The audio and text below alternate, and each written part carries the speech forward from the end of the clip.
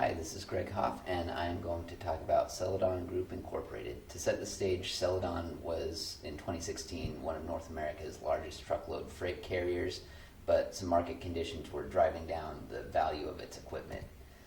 So, Celadon had a subsidiary called Quality. It had a fleet of trucks whose book values were far above market values. So instead of recognizing an impairment loss, Celadon set up an arrangement with a third-party supplier and had Quality exchange the trucks, and instead of recognizing it as a non-monetary exchange with a loss, it called them separate sales and purchases at hugely inflated prices. So that got the old trucks off the books. Now it had new trucks with inflated prices, so it contributed those to its joint venture, 19th Capital Group.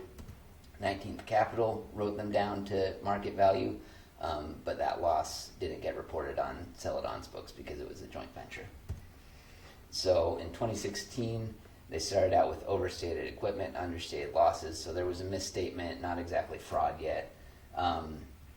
By the end of the first quarter, the fraud was fully underway, so the results were the investment in the joint venture was overstated by $20 million. There was a $1 million gain. There should have been a big loss. And liabilities were understated by $30 million because they had the third-party supplier delay invoicing until after the end of the quarter. By December 2016, auditors realized something was up, and management was not cooperating with their investigation. So the auditors withdrew their 2016 audit report and 2017 first and second quarter reviews, and the COO and CFO who were involved in this stepped down. So fast forward 2 years later, April 2019, Celadon was finally charged by the SEC, and Quality's president was also indicted. So the company settled for $42.2 million, and Quality's president accepted a plea deal for cooperating with investigators. Just a couple months ago, December 5th, 2019, the managers of Celadon who were involved were indicted, and then Celadon filed for bankruptcy a few days after that, leaving about 4,000 employees suddenly jobless, including about 3,000 truckers who were pretty much stranded on the road then. Some fraud risk factors. Obviously, the adverse business environment was exerting some pressure on management, and they did not respond to that pressure ethically.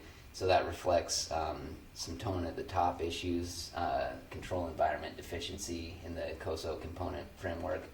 And they didn't have an appropriate plan to deal with the business risks that were present, and the company didn't have an appropriate plan to deal with the risk of material misstatement or financial reporting fraud risk. The company's prominent market position was an opportunity.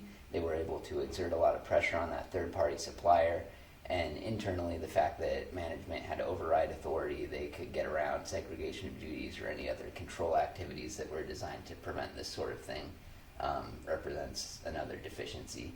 And then the joint venture and the related party transactions that were going on there was another big risk factor that presented an opportunity to management.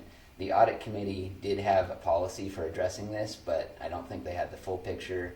And they also, I think the policy maybe wasn't broad enough in scope. It didn't capture a situation like this. So that was showing some deficiencies in the company's information and communication and monitoring, making sure that the controls were actually working.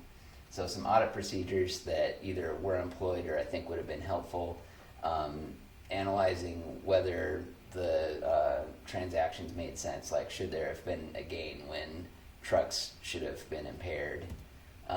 Inquire about suspicious transactions, they did that. Inspect documents, they tried to do that, but management withheld them. Third-party confirmations, and they even went out beyond that third-party supplier and found out independently that that supplier bought those trucks on the open market for a fraction of the cost that they claimed to have sold them to Celadon for. And then investigating related party transactions. The standards have good guidelines for this. For example, inspecting documentation for reasonable terms, making sure that it's not non-arm's length terms, and then making sure that the transactions are authorized in accordance with company policies. So that is the Celadon fraud. Thanks for listening.